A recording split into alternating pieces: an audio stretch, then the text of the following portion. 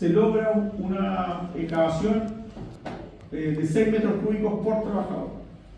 Por lo tanto, el rendimiento asociado siempre es a la cuadrilla. Acuérdense de eso. Si yo tengo 2 jornales y me están dando un rendimiento por trabajador, el rendimiento de la cuadrilla sería 12. ¿Ok? Entonces, para que no nos vamos olvidando, lo coloco aquí en la fila 16, que corresponde a jornal. El rendimiento de este grupo es 16. Perdón, 12. ¿Ok? ¿De dónde salió? De 6 por 2. El consumo, esa parte del día que estamos buscando, yo les decía que como es una parte del día, siempre va a ser 0, algo, ¿sí?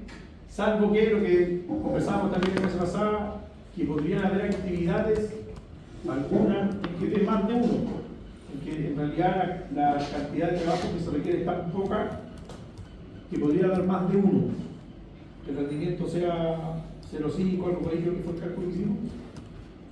Y eso podría ser analizado con una unidad de hora hombre.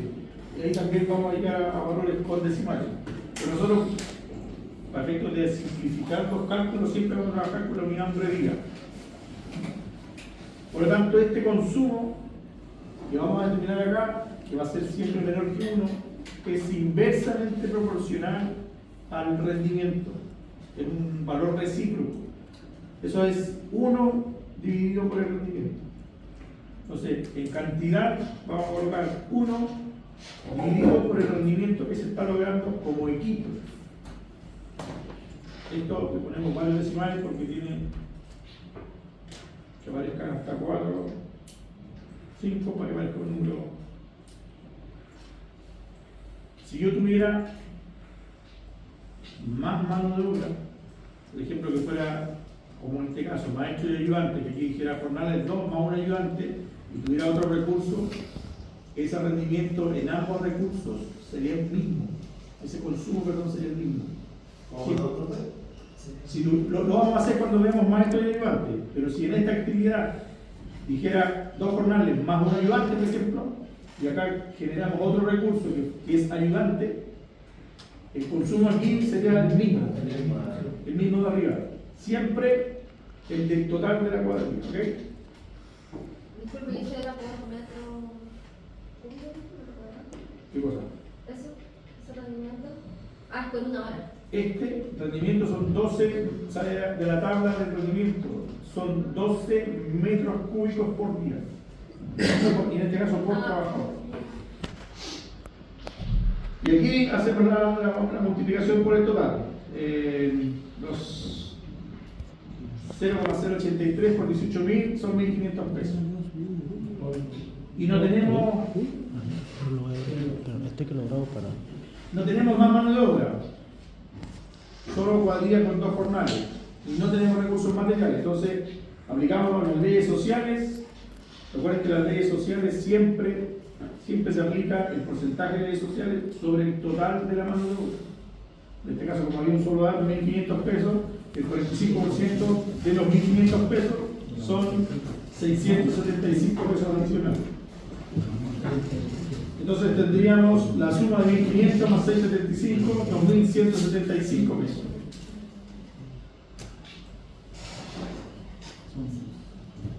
¿Ok? Ese es el precio unitario. El precio unitario que iría en la fila del presupuesto. Entonces aquí tenemos 2.175 pesos. Por lo tanto, los 96. No, perdón. Acá me faltó una corrección. Son 2 jornales. Por lo tanto, en el valor de la mano de obra, el valor unitario eran 18, serían 36. ¿Sí? Ahí me faltó multiplicar por 2. Serían 36. El valor unitario 18 por 2 jornales. Ahí sí, 36 serían 3.000, 1.350, 4.350 pesos. Vamos a ferradura. Voy a insertar la fila para tener el análisis de factura. Para tener el análisis abajo de la actividad. Aquí van a cambiar estos recursos por lo menos. Ya hicimos el primero, excavaciones, 4.350. Vamos a la enferradura. ¿Qué tenemos respecto de la enferradura? Bien. Recursos, hay uno solo, el fierro. ¿Ok? Porque ya aparece el rollo de alambre y otros recursos más dependen del detalle del análisis, pero en este caso estamos solo trabajando en el fierro. Entonces, el recurso material, fierro, su unidad kilo, y el valor 1.260 pesos. Salen acá en el registro de los materiales. Aquí no iría No, no le puse en el ejercicio, pero puede, hay otros donde tienen nada, puede que tenga más recursos. Para ejecutar la actividad de enfierradura, para estos 8.160 kilos, el recurso tiene dos oficios, maestro y ayudante. Entonces registramos dos recursos de mano de obra. El maestro y el ayudante. Ambos van en previa. Pero la asignación establecida dice que se hace con 2 cuadrillas. Por lo tanto tenemos 2 maestros y tenemos 2 ayudantes.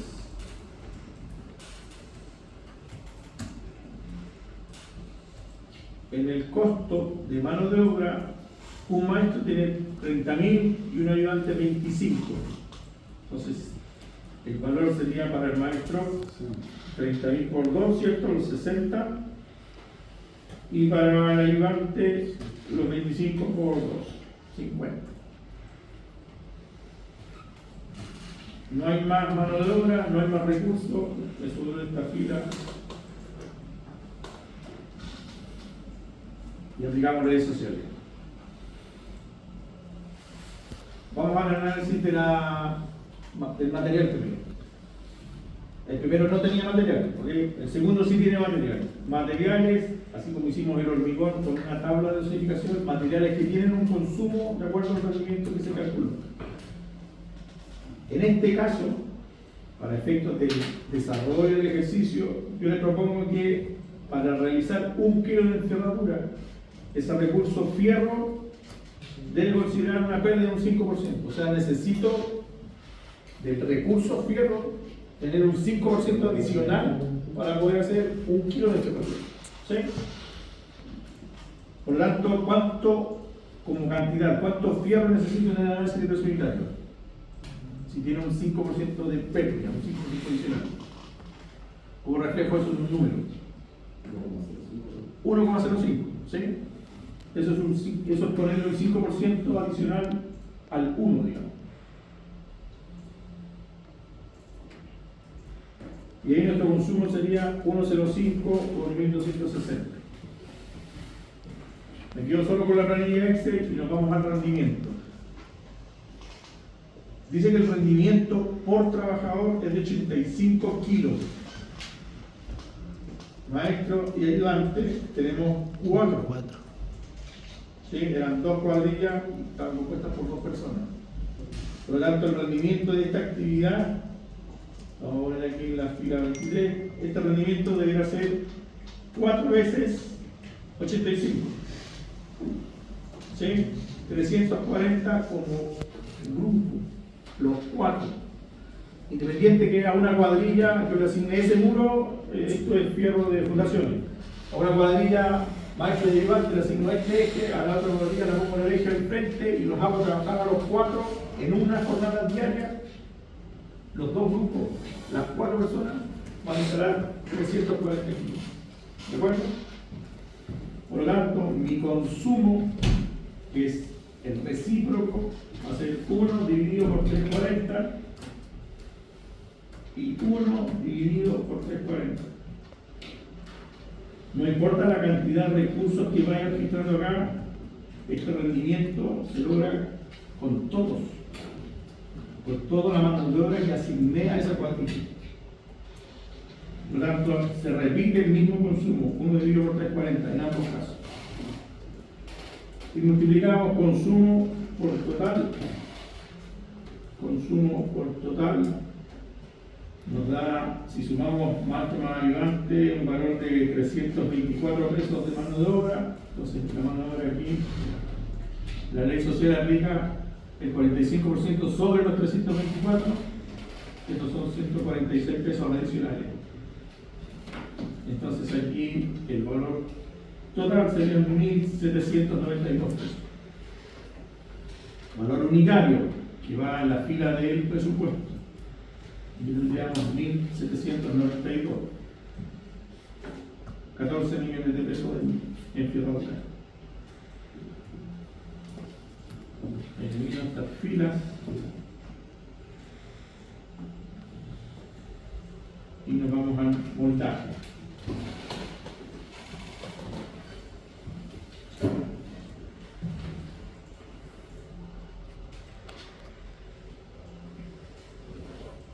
Con la misma estructura, estos recursos son diferentes. Y tiene un ejercicio propuesto para montaje. Para montaje tenemos 1, 2, 3, 4 recursos. Una plancha, los clavos, el desmoldante y una pieza de madera. Entonces acá vamos a faltar varias filas, vamos a insertar unas más. Y las colocamos en el mismo orden. Tenemos la plancha,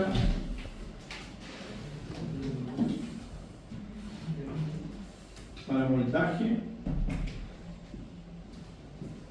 los clavos,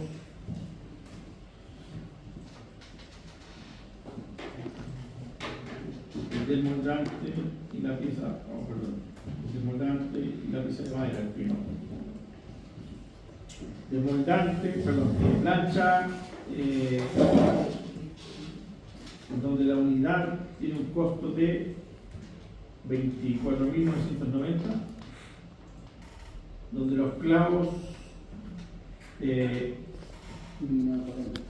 kilo tiene un valor de 1.940, que el desmoldante comprado en litros tiene un valor de 4.600,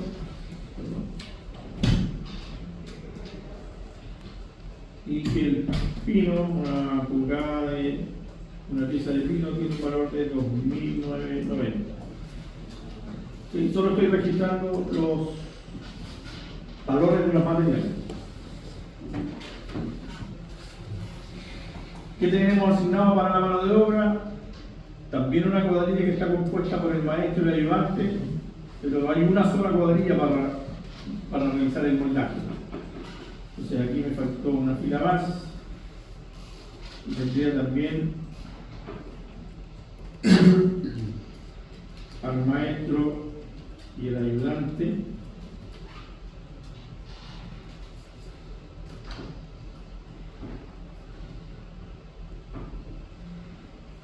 Esta vez hay un solo maestro y un solo ayudante, por lo tanto la mano de obra es 30 y 25.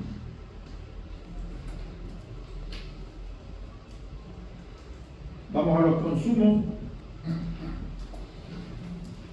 Ya se hizo el cálculo para el rendimiento de la mano de obra, para el rendimiento de los materiales de montaje. ¿Cómo vamos a llegar a estas cifras cuando ustedes estén calculando y publicando? Si fuera un moldaje de losa, por ejemplo, hay que tomar la superficie de la losa, ver cuántas planchas alcanzan, cuántas vamos a consumir, cuántos usos le vamos a tener que dar, cantidad de planchas por metro cuadrado, y eso nos va a ir dando estos valores, ¿ok? Por lo tanto, ya salió de este análisis de la optimización de los recursos este consumo. Dice que para la plancha de moldaje por metro cuadrado se requiere de 0,035.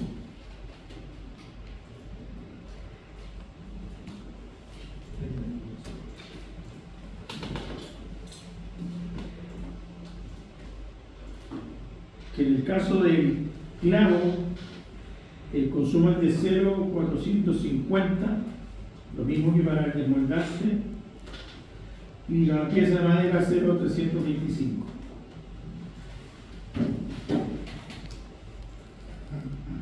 Vamos multiplicando.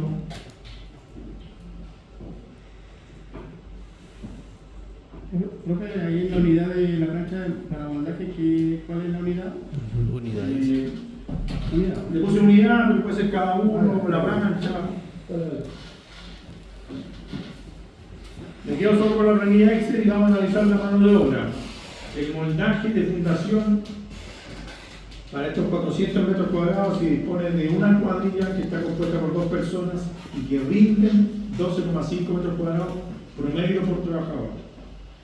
Entonces, aquí en la fila frente al maestro, el rendimiento de esta cuadrilla, como son 2 personas, es 2 por 12,5. Ellos trabajan a una suerte, como les digo, como de velocidad, no siendo, esa es la definición exacta, es rendimiento. Pero pensando en que la velocidad de trabajo nos permitiría hacer 25 metros cuadrados en el día. Entonces nuestro consumo, que es inversamente proporcional, es 1 dividido por ese rendimiento. Tanto para el ayudante como para el maestro. ¿De acuerdo? Y el consumo, el total, por la cantidad por el precio. En este caso tenemos 1200 de maestro y 1000 de ayudante. La suma para la mano de obra, leyes sociales aplicadas sobre los 2200 pesos. Eso da 990 y eso nos daría un total de 7979. Valor unitario sería aquí en la fila de presupuesto, 7979. Y finalmente teníamos el de hormigón de fundación, que eran 120, y le modifiqué un dato.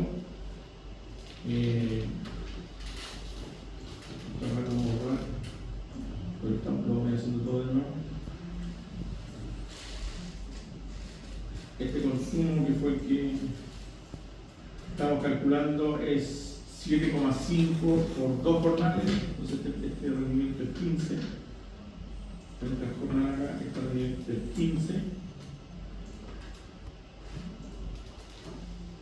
Y los valores, voy a colocar la planilla, los valores para las cantidades los sacamos de la dosificación propuesta por la hormigonera. 8 sacos de cemento, aquí están convertidos ya a metros cúbicos, pero están los 7,5 baldes de arena, aquí en la izquierda de la dosificación. La entrega de esta cantidad está por baldes de 10 litros, entonces en la multiplicación tenemos 7,5 baldes de arena por 10 litros dividido por 1000 metros cúbicos, y eso es por cada saco de cemento. En este caso el cimiento requiere de 8 sacos, entonces se multiplica por 8. Y lo mismo con la grava, los 8 sacos de cemento multiplicados por los 9 baldes de grava por 10 litros dividido por 1000 metros cúbicos nos da 0,72. Y eso nos da, y más los jornales que tenían un rendimiento de 15 y que eran 2 jornales, por lo tanto 2 por 18, la mano de obra aplicada sobre los 24, los 2400, nos da un total de 49.560 que pasó al precio unitario, y con eso llegamos a un total de costo directo de 24.180.240. Quienes estén haciendo la planilla, si me equivoqué en algún dato, me avisan al tiro, pero deberíamos llegar al mismo número. ¿Sí? No. ¿No? Ya. ¿Dónde tenemos diferencia? En fundación tengo diferencia. ¿Todo es fundación? Pues, claro, si no los quiero recordar. Perdón, legisladora de fundación. Fierro de fundación. Sí, me da 14, me da 1795. Ya, veamos. Son los decimales, ¿no?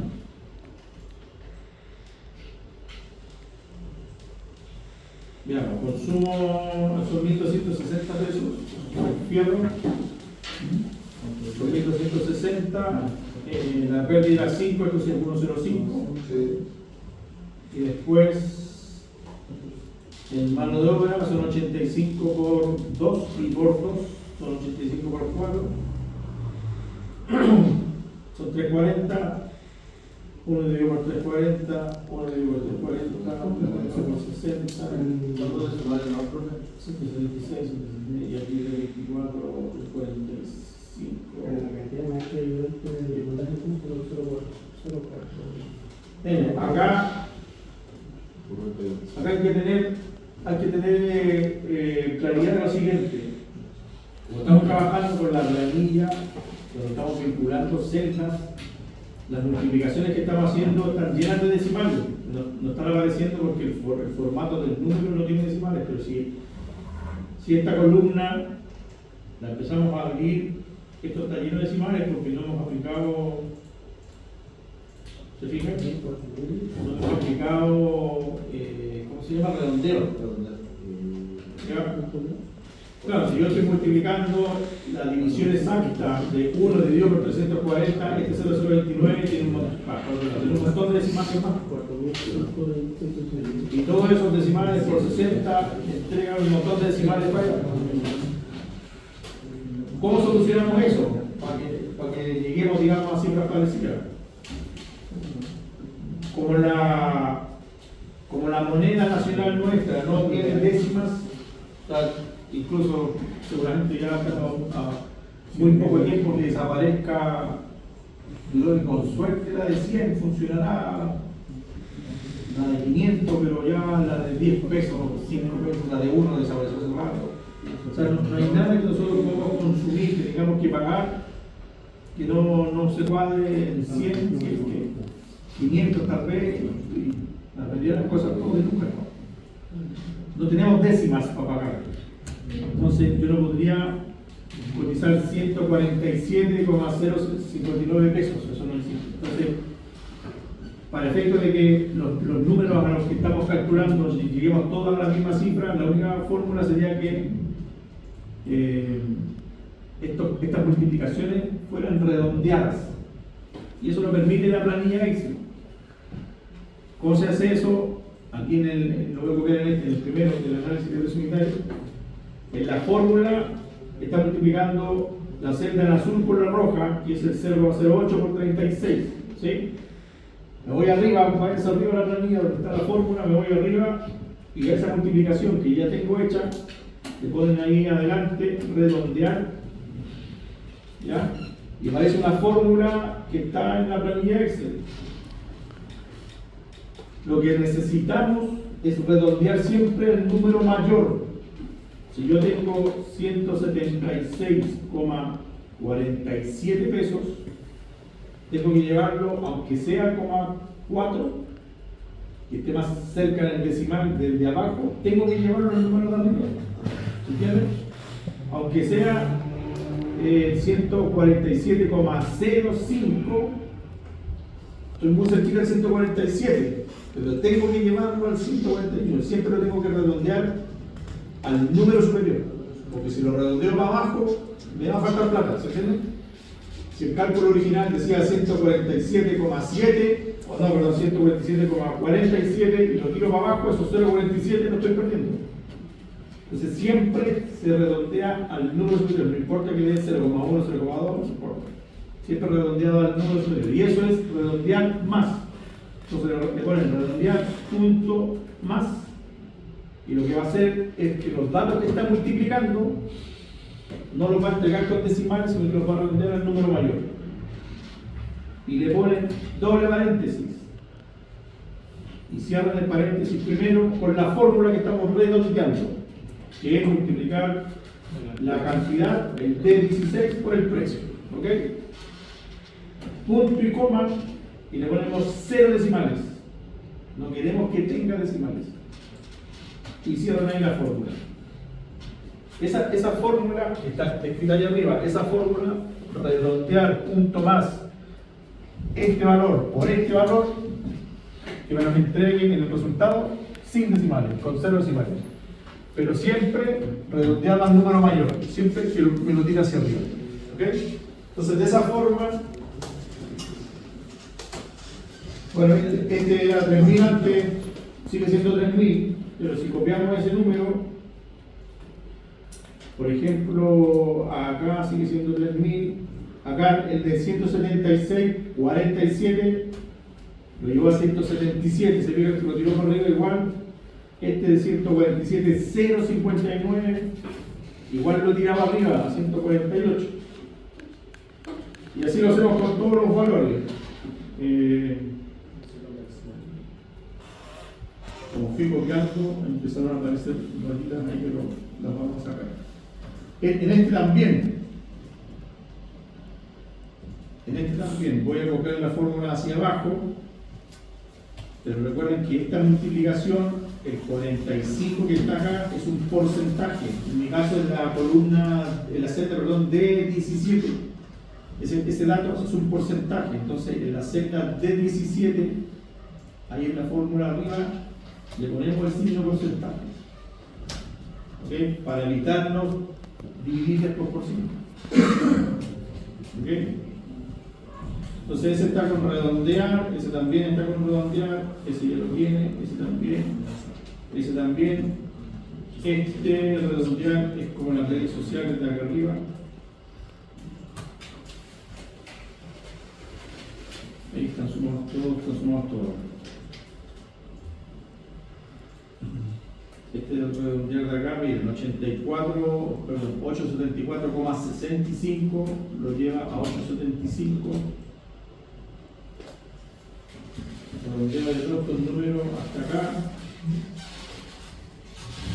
Este de las leyes sociales lo copiamos aquí. Y ahí suma todo. Finalmente lo copiamos de acá. Por aquí estaban todos ya los números enteros.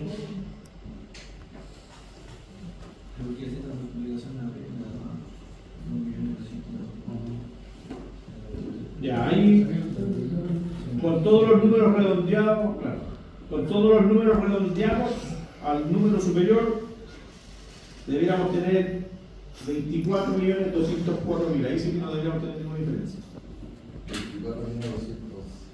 200, ¿cuánto? 11. Sí. Ya, hay alguna parte de la 24, 180. Dicen también en el.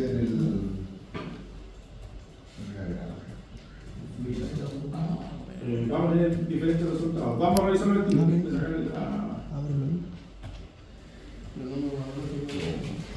que no se agarra? Este sí, con esa parte.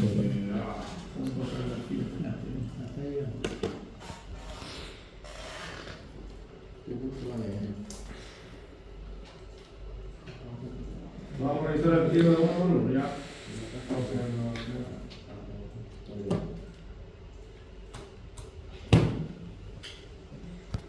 Los decimales con los que estamos trabajando. Lo que yo reviso en las pruebas son los datos que están colgando, no tanto el número, sino que los datos que están trabajando.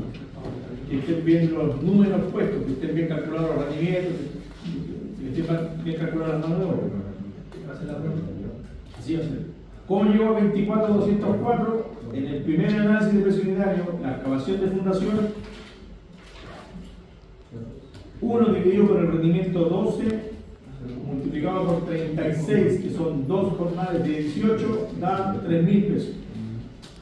Leyes sociales, 45% sobre los 3.000, son 1.350, la suma de esos dos son 4.350 pesos. Ahí no deberíamos tener diferencia.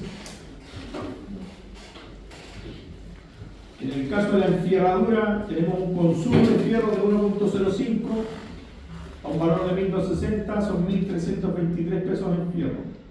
Hay 4 trabajadores asignados, por lo tanto, rendimiento de 85 cada uno por 4 son 340, 2 maestros de 30.000, 2 ayudantes de 50, y dividimos 1 en 340, nos dan 1.323 de fierro, 177 de maestro, 148 de ayudante.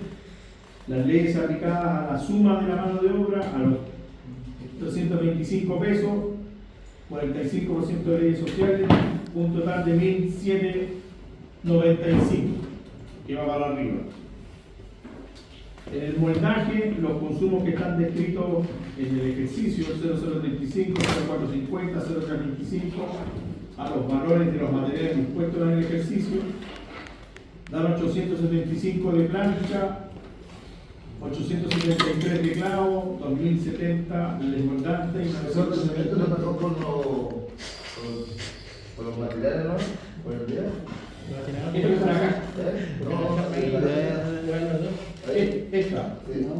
es la cantidad que está descrita en el documento. Ah, ya.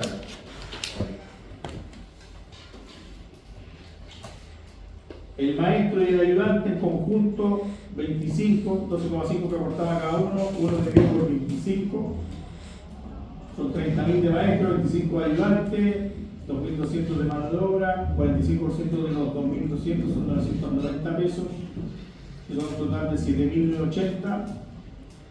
Y finalmente el consumo de cemento 8, de arena 0,6, de grava 0,72. Estos salen de la dosificación del hormigón que está en la propuesta.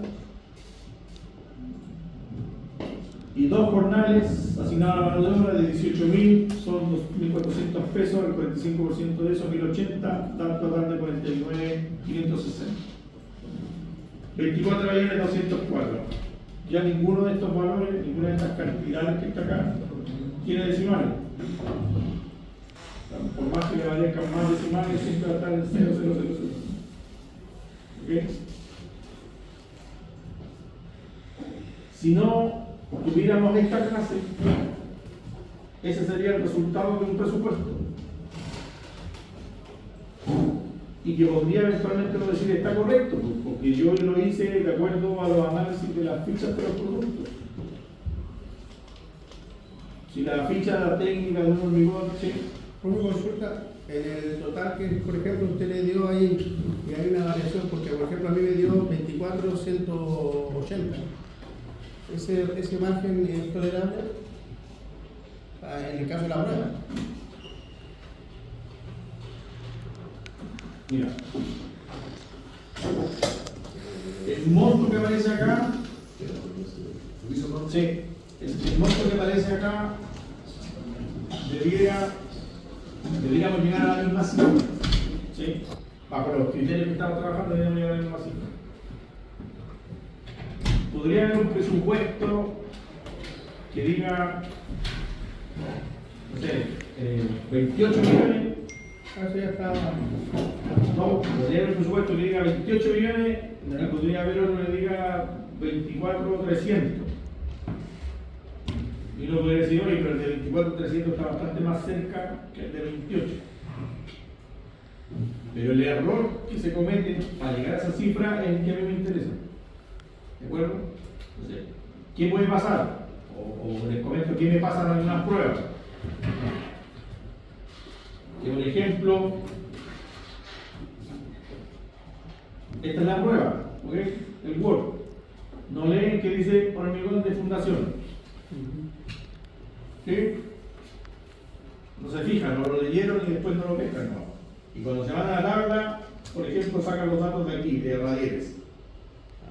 Entonces ponen 12,5 y luego se calcula con otro. Ya. Eso para mí es un error de pajarón, pero no está leyendo bien. Pero obviamente eso puede tirar el presupuesto a 28 millones. Pero si quedan, por ejemplo, en el rendimiento del jornal, que eran 15, ¿cómo llegamos a estos 15? Son 2 veces 7,5. Entonces, si hace alguien el cálculo en 7,5 nomás y no 15, fíjense la diferencia en el presupuesto: 24.621 y 24.204, o sea, re poco. ¿Entiendes la figura? Pero para mí esto es más grave que despistado que no se fijó que era 8 millones y le dio 80 millones. ¿Me entienden? Porque lo que me interesa es eso, porque sepan que el rendimiento de la mano de obra es el consumo total del grupo de la almacenamiento. ¿Ya?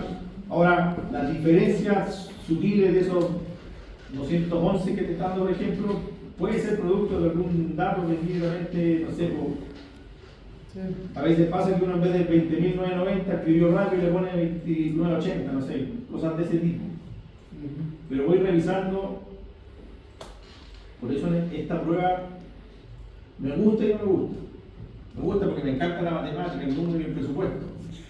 Pero no me gusta porque tengo que ir revisando planilla por planilla y dato por dato. Hagamos grupo de cuatro. No, si me puedo dar el tiempo para apreciar las cosas. Pero ¿para qué se va a repetir? Ya, pero nos quedamos con esta cifra. Después, cuando vayamos haciendo más ejercicios, van a ir encontrando que cada vez se van acercando más los números que vamos a ir revisando acá. Uno podría, y esto es el concepto que quiero que se entienda bien, uno podría decir, yo estudié mi presupuesto y estoy conforme con lo que hice. ¿Por qué? Porque me fui a la ficha técnica del proveedor de hormigones y me dice que ese es el rendimiento. 8 sacos, 5 baldes, y lo estoy haciendo bien. Y si me voy al rendimiento del fierro y lo medí en la obra y efectivamente si yo pongo 4 personas a trabajar, rinden 340 y me puedo quedar conforme con eso. Pero a pesar de que esa estructura está bien pensada desde el punto de vista de los datos que tengo, no es suficiente para cerrar un presupuesto. Y eso es lo que quiero que se entienda. Que no puedo quedarme solo con un concepto de mi análisis de presupuestario que estoy insertándole en un presupuesto. Porque estos análisis no están terminados todavía. Porque estos análisis tienen que ver con la cantidad de trabajo que voy a tener que realizar. Estos análisis tienen que ver con la planificación de la obra en el minuto que vaya a consumir los recursos. Y esa es la mirada un poquito más allá que hay que hacer y no quedarse con este valor de presupuesto. ¿Ya? Y esas correcciones son las que vamos a ir haciendo y que las vamos a separar en 2 hitos en las pruebas, para que no sea una prueba tan larga de una pura jornada. Y las primeras tenían que ver con el rendimiento, que fue lo primero que vimos. Entonces siempre partan en la primera corrección con el rendimiento. Siempre. Yo trabajé con un rendimiento que está en una tabla, que está medida porque yo medí los trabajadores en mi empresa, porque es el rendimiento por el que siempre hemos analizado los análisis de presupuestario, perfecto. Pero ese rendimiento inmediatamente está dando la duración de la actividad. Y esa duración es dividir el total por el rendimiento que se está ocupando. En este caso, en este ejercicio, para que no nos complicáramos, todos los consumos, perdón, todas las duraciones están en números enteros. Si dividen eso por eso, todas están en números enteros. ¿Ok?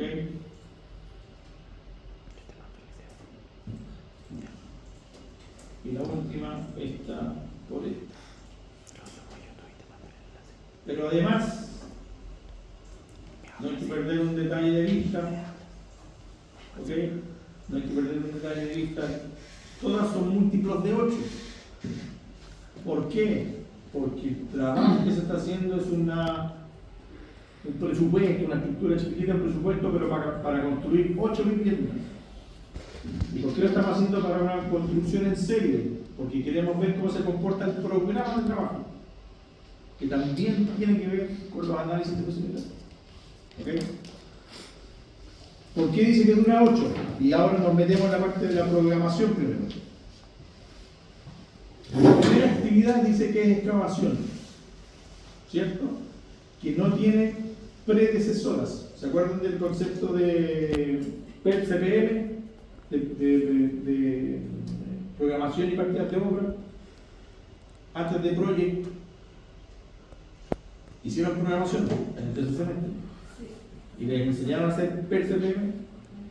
¿Hicieron ejercicios de PER-CPM? ¿No? Los cuadritos con las flechas, donde uno va vinculando una actividad y hace la ruta crítica y programa de ida, después programa de vuelta. Eso es el método PER-CPM, que es manual. Y eso es lo que tiene el Project. La diferencia es que uno en el Project mete los datos y se hace solo. Entonces, la idea es que en programación aprendan el método PER-CPM y aprendan el Project. De ahí se establece esto de las predecesoras. Entonces, cuando una actividad, en este caso la A, excavación, no tiene predecesora, es porque es la primera actividad de mi programa. Entonces, si yo voy a hacer mi programa de trabajo, lo vamos a hacer aquí en el tiempo, a partir del día 1 yo programo excavación de fundación. ¿Sí? Pero ojo, son 8 viviendas. Por lo tanto, si la duración total, porque estoy tomando todos los metros cúbicos que son para las 8 casas, si el total es 8, ¿cuánto nos tomaría hacer una casa? Si el total de la actividad es 8 y tenemos que hacer 8 casas, ¿cuánto vamos a hacer una casa? Un día. Un día. ¿Sí? Los 8 días son para las 8 casas. ¿Sí? Pero un día nos toma una. Esto está malo, pero voy a partir para explicarlo. Supongamos que programamos las excavaciones los 8 días. Y suponemos que las actividades se hacen consecutivas. Excavación, excavación, excavación. Excavar la casa 1, pasé a excavar la casa 2, pasé a excavar la casa 3, y terminé. Fierro de fundación. Dice que se demora 24 días en total. Por tanto, cada casa, ¿cuánto tiempo nos toma? 24 dividido en 8. 3, ¿sí? Cada casa en enfierradura nos va a tomar 3 días. La enfierradura dice que como actividad tiene predecesora la C. Previo tiene que estar hecho el moldaje, entonces no la puedo programar todavía, porque no ha estado el moldaje terminado. El moldaje tiene como actividad predecesora la A. Ese moldaje son 16 días para el total, 2 días por casa. ¿Sí? Entonces yo podría programar después de la actividad de excavación moldaje y 2 días por cada una. No tiene sentido empezar a programar acá, terminadas todas las excavaciones, empezar a programar después todos los montajes. Como es una secuencia, yo puse un equipo a excavar en una vivienda, cuando lo llevé a la otra, la vivienda anterior quedó desocupada. Entonces le puedo asignar otra actividad. ¿Sí? Por lo tanto, la actividad de excavación, de moldaje de la casa 1 la puedo hacer una vez que terminé la actividad de fierro de la casa, de excavación de la casa 1. ¿Sí? ¿Me van siguiendo? Por lo tanto, esa figura de hacer las 8 casas completas no nos sirve. Terminamos de excavar la casa 1, que tomaba un día, y el día 2 y 3 hacemos moldaje. ¿Sí? Terminada la actividad de moldaje, recién ahí fierro de fundación. Puedo colgar fierro de esa fundación. Si son 24 para el total, me demoro 3 en una casa. Entonces podría ser, este es el día 3, podría ser 4, 5 y 6. La actividad, perdón, la puse por cualquier lado. La vamos a ver frente al título acá arriba. Esto va ahí arriba.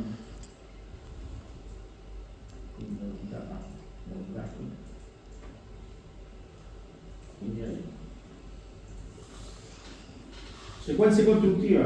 Excavamos, nos toma un día, ese equipo se fue a la otra casa, pero nos permitió hacer el moldaje, que nos tomó un día, salió el equipo de moldaje,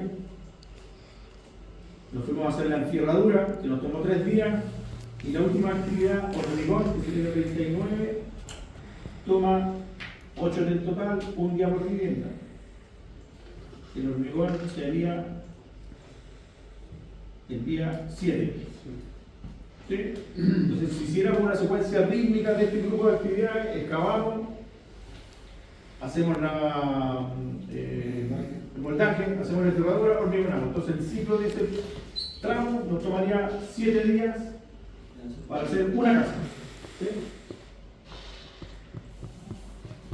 Para que me crean que el presupuesto no está terminado.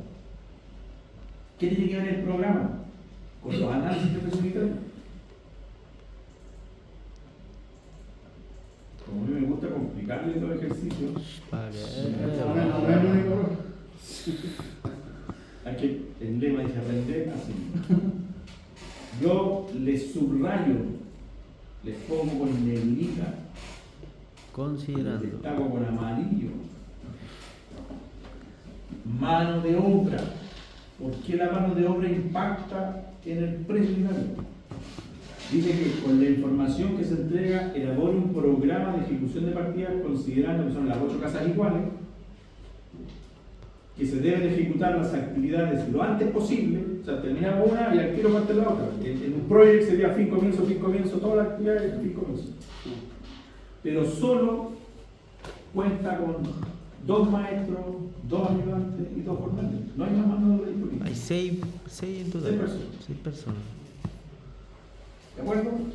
Ya. Entonces, ¿cómo impacta eso en mi programa? Aquí tenemos 2 ayudantes. 2 jornales. Ya. ¿Sí? Esos jornales terminaron de ser la casa 1. ¿Los puedo pasar al día siguiente a la casa 2? Si coloco esos 2 jornales en la casa 2, no tengo problema. ¿Sí?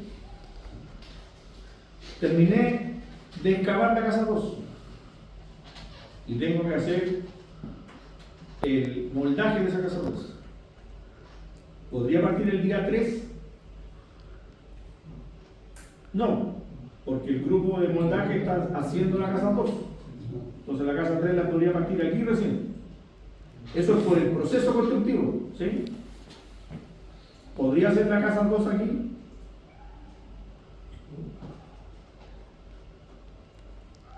¿Me siguieron con el programa?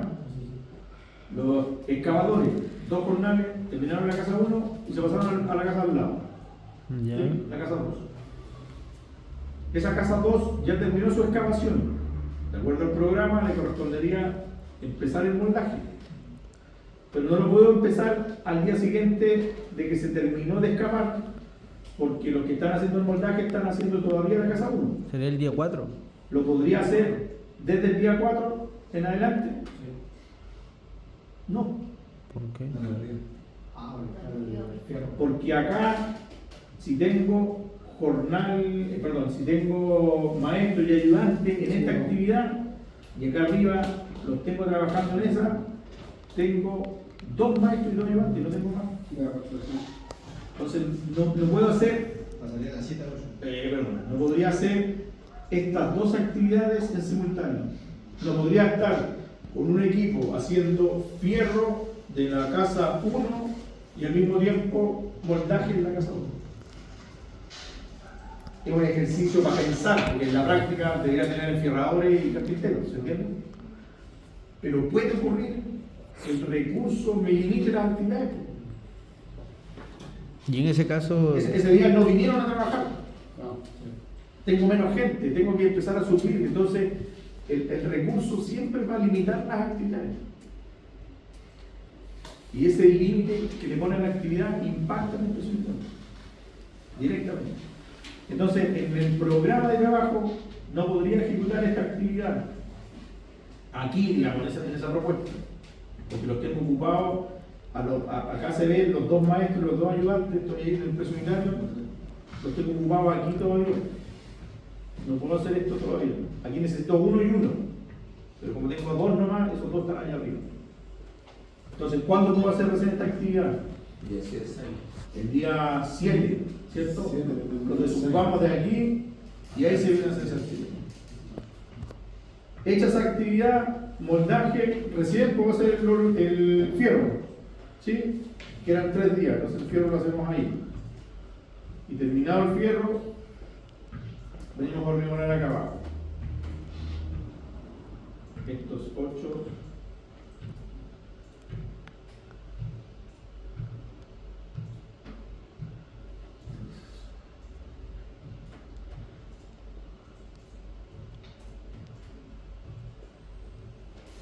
No sé si el color parece que no se ve mucho, no me dicen nada, pero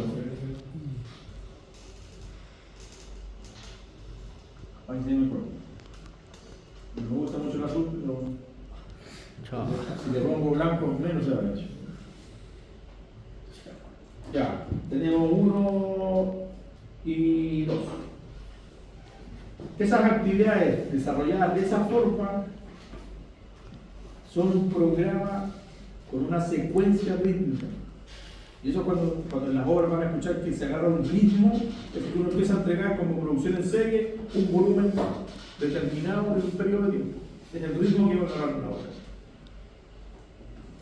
Si tuviéramos el análisis de un proyecto, los espacios que se producen entre las actividades a qué corresponderían, a holguras que tiene el proyecto.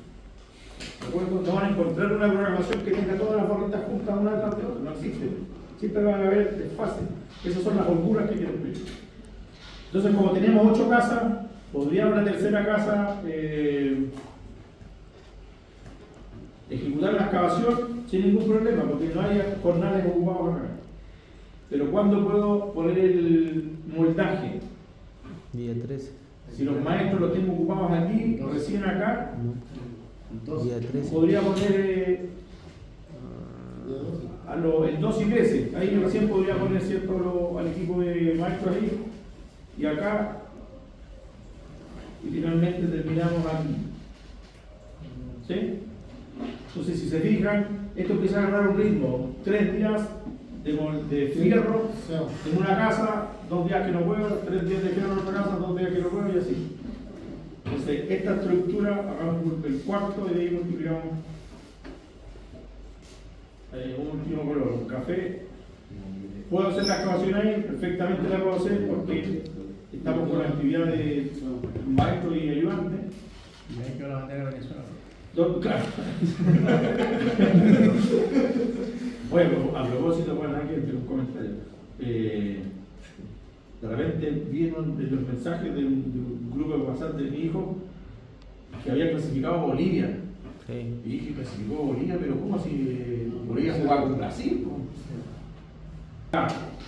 Cuarta casa de excavación.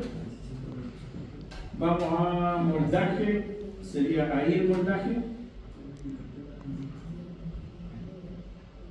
la enfierradura y termina el hormigón. ¿Sí? Esta secuencia se va a repetir. Ahí hay 4 casas y allá van a seguir las otras 4. Esta secuencia también se va a repetir. Va a quedar ahí. Esa secuencia también se va a repetir. Este tiene 3, no 4, va a quedar ahí.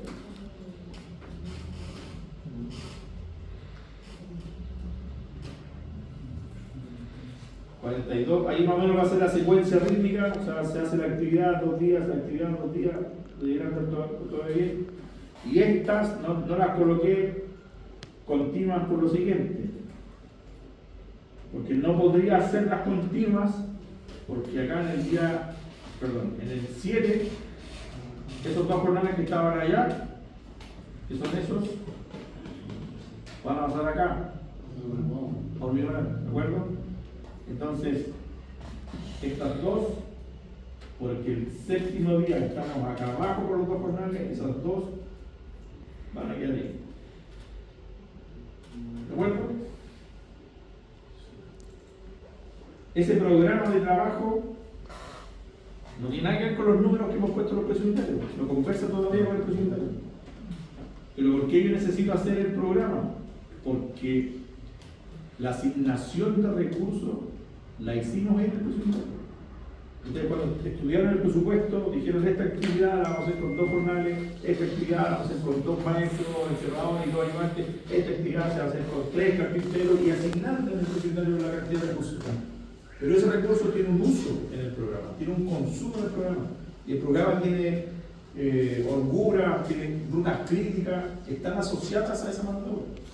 Entonces, la recomendación es: ustedes hacen el presupuesto, calculan la duración de las actividades en función de los rendimientos. Una vez que las duraciones todas son en números enteros, hacemos nuestro programa de trabajo, una carta acá. No voy a alcanzar, pero con esto quiero terminar para retomar la próxima clase. Hecha la carta GAN, no puedo cerrar el presupuesto, porque la carta GAN tiene en su programación, tiene inmersa la planificación de los recursos. Cambia la planificación, cambia también el valor de la... Va a cambiar. Ya. O sea, un día menos, un día más, cambia el... más que un día menos, un día más, cómo vamos a... De esta programación va a salir esta carta GAN, digamos, va a salir la ruta de cuándo se ejecutan las obras. Lo que vamos a hacer es tomar ese programa de ejecución de las partidas y asociarle el consumo de los recursos, que es la planificación de tus recursos. Es decir, ya, para este día 9, voy a dar aquí la imagen. ¿Usted cuando se refiere al consumo se refiere al... A lo que está declarado acá. ¿Está a llenar? ¿Está como en metros cuadrados, en metros cúbicos, en kilos? No, el consumo de los recursos. ¿Cuánto fierro, cuántos volantes, cuántos jornales? ¿Ok? Para entender un poco lo que estaba explicando, lo vamos a hacer en la próxima clase, porque ya no alcanzo a meterle número a esto, pero por ejemplo el día 9, yo hice mi presupuesto, aquí está, 24 millones, ¿sí? Está hecho el presupuesto. Con la asignación de la mano de obra, determinamos un programa de trabajo. Ok, ahí está mi ruta, la carta de navegación, ahí tienen el presupuesto, le asigné los recursos, ahí tienen la programación, póngase a trabajar. Si yo realizo esto y les dijera, ¿qué necesitamos para el día 9? Ya podemos determinar lo que necesitamos para el día 9. ¿Cuánta mano de obra necesitamos ese día? ¿Y cuántos materiales necesitamos ese día? Y preparar los recursos para ese día. Y preparar los recursos para ese día. Sería con las frutas. No, lo vamos a sacar con números y después lo vamos a llevar a la gráfica. O sea, al final va la curva. Sería el programa financiero.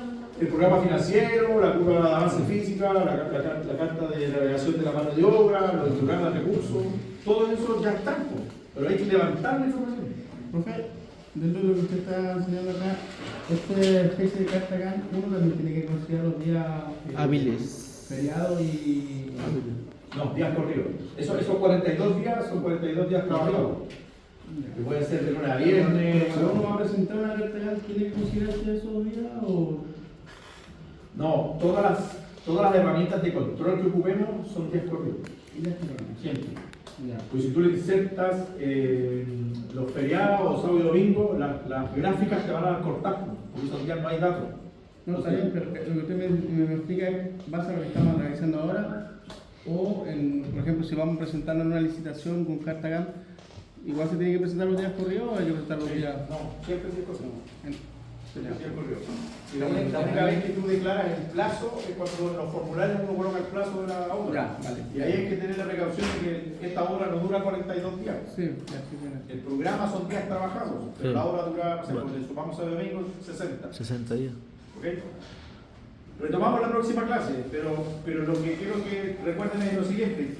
Desde ese análisis de presupuesto, que damos por correcto, porque están los recursos asignados, como dice el manual, como dice la ficha técnica, como dice la experiencia de la mano de obra, medida los terrenos y que rinde esa cantidad. A pesar de que están hechos esos análisis, tenemos que hacer el programa, porque aquí viene la parte de la planificación. Y podemos determinar perfectamente qué consumos se requieren para el día 9, en mano de obra y en material. Y ahí vamos a revisar que ese consumo impacta en el análisis presupuestario. Porque puedes, y lo vamos a hacer con los números, pero cuando los consumos nos den decimales, no puedo, y es lo que les decía en la clase anterior, no puedo en todos mis recursos planificarlos con números decimales. Profe, ¿todo eso va a pedir en el examen o solamente en la parte de... Esto es un cuarto de lo que tienen que hacer. Pero esto es fácil, que aquí están aprendiendo, pero cuando ustedes traigan su computador y se pongan a hacer un ejercicio, es raro. Sí, Juan, ¿qué pasó? Esto es muy simple si se hace en una planilla Excel. Es rápido porque los cálculos se hacen solos. ¿Ok? Pero no se asusten si estamos empezando recién. ¿Qué me interesa? Que la próxima clase, con estos números, entiendo que ustedes nunca vieron cómo... Me dijeron que nunca habían visto cómo generar los estados de pago, parece que eso fue lo que conversamos. ¿Okay? ¿Por qué es relevante? Porque si la planificación que está hecha desde el punto de vista del presupuesto y del programa de trabajo se atrasa porque llegaron menos trabajadores a la obra, o se atrasa porque no llegaron los materiales a la obra, cualquier modificación de esas genera un impacto en la programación. Se mueve la curva S impacta directamente en el estado de pago. Entonces, si yo tenía pensado que iba a ejecutar 100 y iba a cobrar 100 millones y calculé todo en función de eso, y no me di cuenta que el día lunes, en vez de tener 4 generadores, tuve 2, y no hice oportunamente el pedido de las puertas, y en vez de llegar a las puertas el martes, llegaron el martes siguiente, y uno puede decir, bueno, pero da lo mismo. Cuando llegue fin de mes y en vez de 100 cobraron 70, ahí se dan cuenta que no da lo mismo. Y eso se puede prevenir, pues, para eso son estas herramientas. Entonces, a eso vamos a apuntar, ¿ya? Ya, no se ven escapes todavía que